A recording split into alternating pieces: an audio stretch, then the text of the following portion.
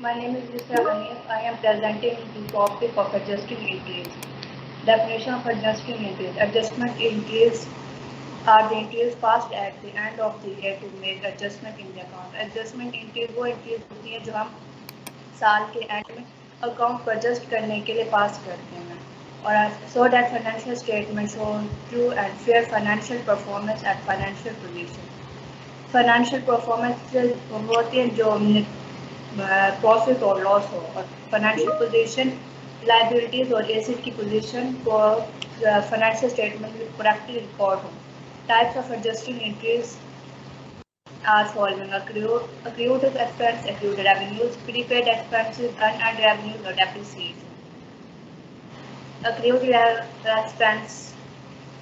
Accrued expense, also known as accrued liabilities, is an accounting term that refers to an expense that is recognized on the book before it has paid. Accrued expense को accrued liabilities भी कहा जाता है. ये वो expense है जो होते तो इस मंथ के, लेकिन हम इस मंथ के एंड तक अगर इसको पे ना करें, इसको हम नेक्स्ट मंथ पे करें तो हम इसको accrued expense कहते हैं. जैसे कि इस मंथ की सैलरी हमने इस मंथ पे नहीं की बल्कि हम उसको नेक्स्ट मंथ पे करेंगे तो ये अभी सैलरीज पेएबल है. तो ये और जैसा कि सैलरीज 500 ये एक्सपेंस है इसलिए ये डेबिट है और सैलरीज पेएबल ये भी हमने पे करना है तो ये लाइबिलिटी है तो इसलिए ये क्रेडिट है. Salaries for the month paid in next month. Revenues. If you perform a service for a customer in 1 month but don't bill the customer until the next month. Activity revenue वो revenue है जो हम इस month तो earn किए हैं लेकिन cash अभी तक हमने रिसीव नहीं किया. ये कैश हमें नेक्स्ट मंथ मिलेगा. Account receivable 300. ये अकाउंट रिसीवेबल ये एसिड है. एसिड जब इंक्रीज होता है तो वो डेबिट होता है और फ्री रेवेन्यू जब इंक्रीज होगा तो वो क्रेडिट कहलाएगा. ये फीस स्टूडेंट की फीस है जो जून में रिसीव करनी थी लेकिन जून में नहीं हो सकती तो वो जुलाई में रिसीव होगी करेंगे. Prepaid expense. Prepaid expenses are the assets that are paid for and then gradually used during the accounting period. ये वो एक्सपेंस है जो हम एडवांस में पे करते हैं और फिर एंड ऑफ द ईयर या एंड ऑफ द मंथ हम इसको एडजस्ट करते हैं. इस एंट्रीज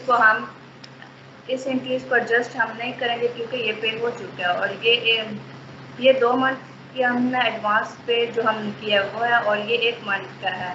रेंट एक्सपेंसेस जब 1 मंथ का हम पे कर चुके होंगे तो वो यानी महीना तो गुजर चुका होगा तो ये पेड हम एडवांस नहीं रहा.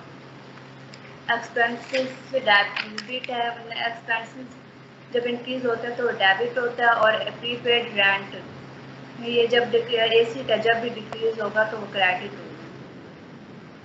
अनअर्न्ड रेवेन्यू ये वो unearned revenue refers to the payment for good to be delivered in the future और service to be perform.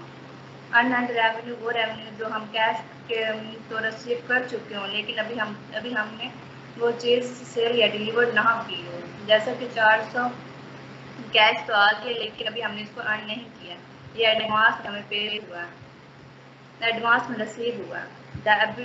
Cash acid है जो कि डेबिट है और रेवेन्यू लायबिलिटी जब इंक्रीज होगी तो वो क्रेडिट होगी. अनअर्न्ड रेवेन्यू यहाँ इंक्रीज अनअर्न्ड रेवेन्यू डिक्रीज होके यहाँ अनअर्न्ड रेवेन्यू यहाँ डिक्रीज हो रही है इसलिए यहाँ डेबिट है और रेवेन्यू इनकम है इसलिए ये अर्न हो रही है. अर्न कर चुके तो इसलिए क्रेडिट है. Reduction of recorded cost of a fixed asset in a systematic manner until the value of the asset becomes zero or negligible. Depreciation में एसिड की वैल्यूज में कमी होती है. जैसे कि फर्नीचर, बिल्डिंग, मशीनरी वगैरह जब हम इसको 1-2 साल तक इस्तेमाल करें तो ये चीज़ तो ख़त्म नहीं हो रही होती लेकिन इसकी वैल्यूज में कमी आ जाती है. जैसे कि डेप्रिसिएशन एक्सपेंस है इंक्रीज हो रहा है तो ये 150 से डेबिट किया और अकुमुलेशन डेप्रिसिएशन में एसिड की वैल्यूज डिक्रीज हो रही है तो ये 150 से क्रेडिट किया. डेप्रिसिएशन ऑफ मशीनरी $150 मशीनरी में 150 की डेप्रिसिएशन हो रही है